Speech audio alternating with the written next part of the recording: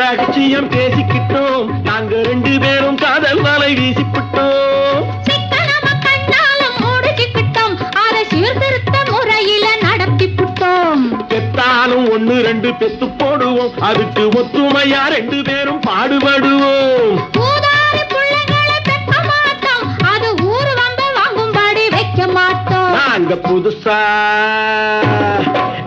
புதுசா கட்டிக்கிட்ட ஜோடிதானுங்க, நல்ல பாட்டு படிக்கும் வாரம் பாடிதானுங்க.